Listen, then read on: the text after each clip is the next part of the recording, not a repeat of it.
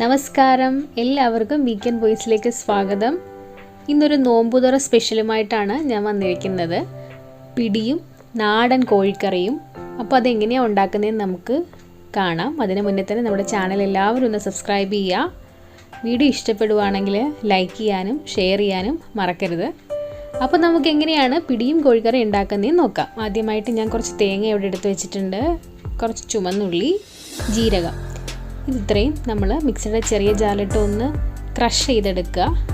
ഇനി പിടിക്കുള്ള മാവ് കുഴയ്ക്കാനായിട്ട് കുറച്ച് വെള്ളം ചൂടാക്കാനായിട്ട് വെക്കാം. അതിലേക്ക് നമ്മൾ നേരത്തെ ക്രഷ് ചെയ്ത് വെച്ച തേങ്ങയും ജീരകവും ചുമന്നുള്ളിയും എല്ലാം കൂടെ ഇതിലേക്കൊന്ന് ഇട്ട് കൊടുക്കാം. അപ്പോൾ അതവിടെ കിടന്ന് നന്നായിട്ടൊന്ന് വെട്ടിത്തിളയ്ക്കട്ടെ.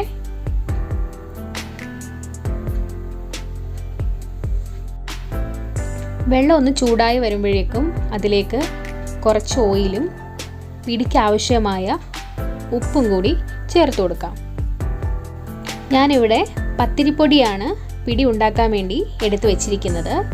അപ്പോൾ നമ്മുടെ വെള്ളം ഏകദേശം നന്നായി തിളച്ച് വന്നിട്ടുണ്ട്. ഇനി കുറേശ്ശെ വെള്ളം ഒഴിച്ച് ചപ്പാത്തി പരുവത്തിൽ നല്ലതുപോലെ ഒന്ന് കുഴച്ചെടുക്കാം. വെള്ളത്തിന് നല്ല ചൂടുണ്ടായതുകൊണ്ട് തന്നെ ഞാനൊരു തടിത്തവി വെച്ചാണ് ആദ്യം ഒന്ന് ഇളക്കി കൊടുക്കുന്നത്. പിന്നീടൊന്ന് ചൂടാറിയതിന് ശേഷം നന്നായിട്ട് കൈകൊണ്ട് നല്ല സോഫ്റ്റ് ആവുന്ന രീതിയിൽ കുഴച്ച് കൊടുക്കണം. നമ്മൾ നല്ല രീതിയിൽ കുഴച്ചെങ്കിൽ മാത്രമേ പിടി നല്ല സോഫ്റ്റായിട്ട് കിട്ടത്തുള്ളൂ. അതുകൊണ്ട് നല്ലതായിട്ട് കുഴയ്ക്കാൻ ശ്രദ്ധിക്കണം. ഞാൻ കുറേശ്ശെ വെള്ളം ഒഴിച്ച് ഒന്ന് മയത്തിൽ കുഴച്ചെടുക്കുകയാണ്. ചൂടൊന്ന് മാറിയതിന് ശേഷം നന്നായിട്ട് കൈകൊണ്ടൊന്ന് കുഴച്ചെടുക്കുകയാണ്.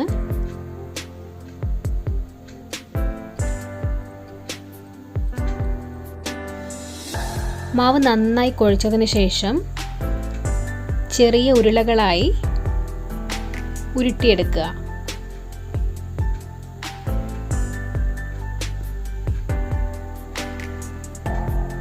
ഈ വീഡിയോയിൽ കാണുന്ന പോലെ വേണം ഉരുട്ടിയെടുക്കാൻ. ഒരുപാട് വലുതായി പോവരുത്. വലുതായി പോയി കഴിഞ്ഞാൽ വേവാൻ പാടാണ്.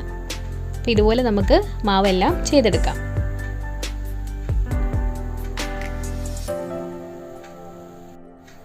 ഇനി ഇത് നമ്മൾ ആവിയിലാണ് വേവിച്ചെടുക്കേണ്ടത്. അതിനായി ഞാനൊരു ഇഡലിത്തട്ട് സ്റ്റൗവിൽ വെച്ചിട്ടുണ്ട്. അതിലേക്ക് ഒരു വാഴയില വെച്ചിട്ട് നമ്മൾ ഈ ഉരുട്ടിയ മാവെല്ലാം അതിൻ്റെ മണ്ടയിലേക്ക് ഇങ്ങനെ ഇട്ട് കൊടുക്കുകയാണ്. ഇനി ഇതൊന്ന് ആവിയിൽ നല്ലതുപോലെ ഒന്ന് വേവിച്ചെടുക്കാം.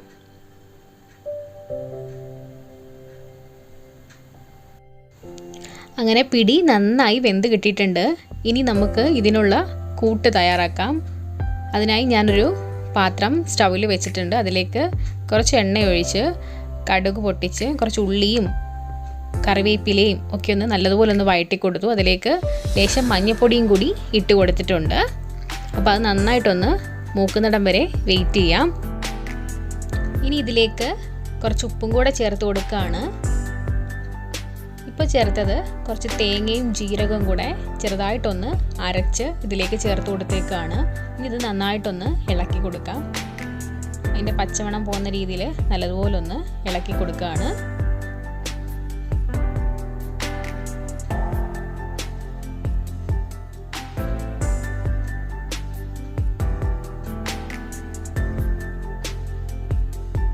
ഇനി ഇതിലേക്ക് കുറച്ച് വെള്ളം കൂടെ ഒന്ന് ചേർത്ത് കൊടുക്കുകയാണ്. അങ്ങനെ നമ്മുടെ പിടി ഇടാനുള്ള മിക്സ് ഇവിടെ റെഡി ആയിട്ടുണ്ട്.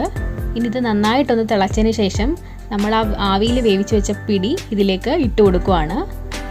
ഇനി ഇതെല്ലാം കൂടെ നല്ലതുപോലെ ഒന്ന് മിക്സ് ചെയ്യാം. നന്നായിട്ട് എല്ലാ ഭാഗത്തും ഈ മസാല ചെല്ലത്തക്ക രീതിയിൽ നല്ലതുപോലെ ഇളക്കി കൊടുക്കണം. അങ്ങനെ പിടിയിലൊക്കെ നല്ലപോലെ മസാല പിടിച്ചിട്ടുണ്ട്. വെള്ളം കുറവാണെന്ന് തോന്നിക്കഴിഞ്ഞാൽ നമുക്ക് ലേശം കൂടെ വെള്ളം ചേർക്കാവുന്നതാണ്. ഞാനിവിടെ ലേശം വെള്ളം കൂടെ ചേർത്ത് കൊടുക്കുന്നുണ്ട്. ഇനി നന്നായിട്ടൊന്ന് ഇളക്കി യോജിപ്പിച്ചതിന് ശേഷം നമുക്ക് ഒരടപ്പ് വെച്ച് അടച്ചങ്ങ് വെച്ചാൽ മതി. തീ ഓഫ് ചെയ്ത് 10 മിനിറ്റ് കഴിയുമ്പോഴത്തേക്കും നമ്മുടെ ഈ വെള്ളം ഈ പിടിയിൽ പിടിച്ച് നല്ല സോഫ്റ്റായി മസാലയൊക്കെ സെറ്റായിട്ടിരിക്കും. അങ്ങനെ നമ്മുടെ പിടിയുടെ പ്രിപ്പറേഷൻ ഇവിടെ കഴിഞ്ഞിരിക്കുകയാണ്. ഇനി നമ്മുടെ പിടിയുടെ കോമ്പിനേഷനായ കോഴിക്കറി എങ്ങനെയാണ് തയ്യാറാക്കുന്നതെന്ന് നോക്കാം. അതിനായി കുറച്ച് കുഞ്ഞുള്ളി, സവാള, ഇഞ്ചി, വെളുത്തുള്ളി, തേങ്ങാക്കൊത്ത്, കറിവേപ്പില എന്നിവ എടുത്ത് വെച്ചിട്ടുണ്ട്. ഇനി ഞാനൊരു ചീനിച്ചട്ടി അടുപ്പത്ത് വെച്ച് കുറച്ച് മുളക് പൊടി, മഞ്ഞൾപ്പൊടി, മസാലപ്പൊടി, മല്ലിപ്പൊടി എന്നിവയൊന്ന് തീ കുറച്ചിട്ടൊന്ന് ചൂടാക്കിയെടുക്കുന്നുണ്ട്.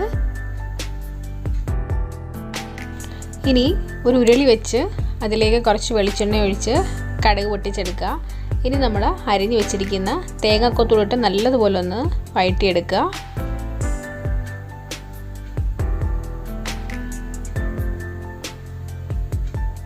ഇതിലേക്ക് കറിവേപ്പില ഇട്ട് കൊടുക്കുന്നുണ്ട്.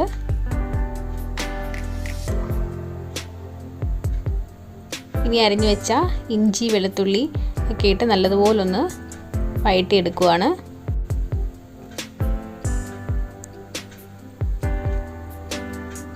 ഇനി ഇതിലേക്ക് സവാള, ആവശ്യത്തിന് ഉപ്പ് എന്നിവയിട്ട് നല്ലതുപോലെ ഒന്ന് വഴറ്റിയെടുക്കാം. അവസാനമായി ഇതിലേക്ക് കുറച്ച് കുഞ്ഞുള്ളിയും കൂടെ ഇട്ട് കൊടുക്കുകയാണ്. ഇനി ഇതെല്ലാം കൂടെ നല്ലതുപോലെ ഒന്ന് വഴറ്റിയെടുക്കാം. ഏകദേശം നന്നായിട്ട് വഴണ്ട് വന്നിട്ടുണ്ട്. ഇനി ഇതിലേക്ക് കുറച്ച് മസാലപ്പൊടിയും കൂടെ ചേർത്ത് കൊടുക്കുകയാണ്. ഇനി കഴുകി വെച്ചിരിക്കുന്ന ചിക്കനും കൂടെ ഇതിലേക്ക് ഇട്ട് കൊടുക്കുകയാണ്. എന്നിട്ട് നല്ലതുപോലെ ഒന്ന് ഇളക്കി യോജിപ്പിക്കാം.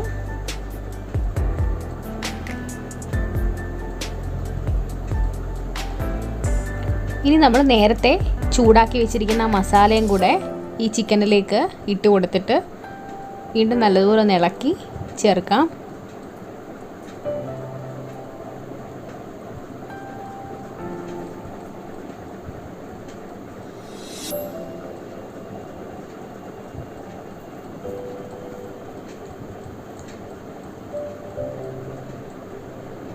കുറച്ച് കറിവേപ്പിലയും കൂടെ മുകളിൽ ഇങ്ങനെ ഇട്ട് കൊടുക്കുകയാണ്. ഇനി ഇതിലേക്ക് ആവശ്യത്തിന് വെള്ളം കൂടെ ചേർത്ത് ഒന്ന് അടച്ച് വെച്ച് വേവിച്ചെടുക്കാം. കുറച്ച് ഉപ്പും കൂടെ ചേർത്ത് കൊടുക്കുന്നുണ്ട്.